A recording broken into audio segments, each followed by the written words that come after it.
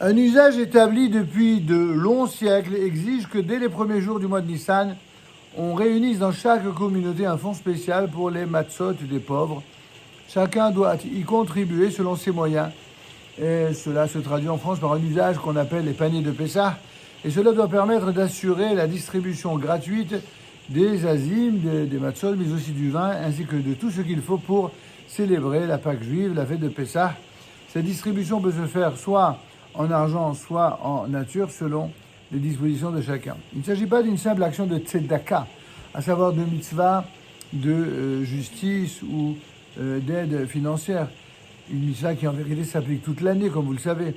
Mais pour que nous puissions fêter dignement notre libération, alors nous devons veiller à ce que chaque juif de notre entourage puisse lui aussi le faire, comme nous le recommande la Mishnah dans Psachim au chapitre 10, c'est la première Mishnah. Sinon, comment pourrions-nous, la conscience tranquille, affirmer, en commençant le récit de la Haggadah, quiconque a faim, qu'il vienne manger, que tout nécessiteux vienne célébrer la fête de Pessah avec nous.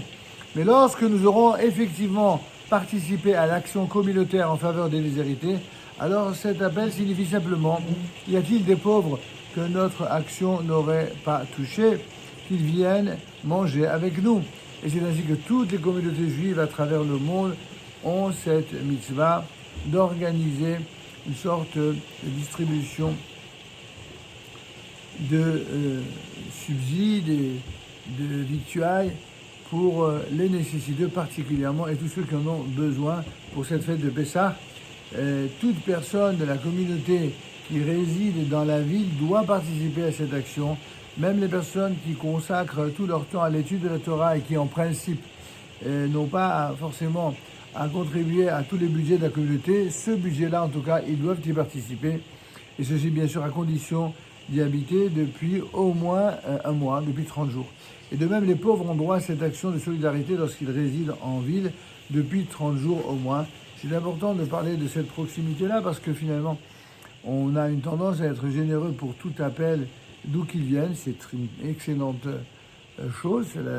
Tout simplement nourrit cette qualité dont les enfants d'Israël ont été ataviquement nourris depuis nos ancêtres Abraham, Isaac et Jacob. Mais comme dit un dicton bien français, charité bien ordonnée se commence par soi-même. Donc il faut penser d'abord à sa femme et ses enfants, ensuite aux membres de sa famille, ensuite aux membres de sa communauté, ensuite à tous les pauvres et enfin à toute personne qui est dans le besoin, que ce soit évidemment de sa communauté ou d'autres communautés. Voilà, Tiskou la mitzvot, et que Dieu fasse que vous soyez toujours du côté de ceux qui donnent plutôt que de ceux qui est dans le besoin et être obligé de tendre la main ou de recevoir.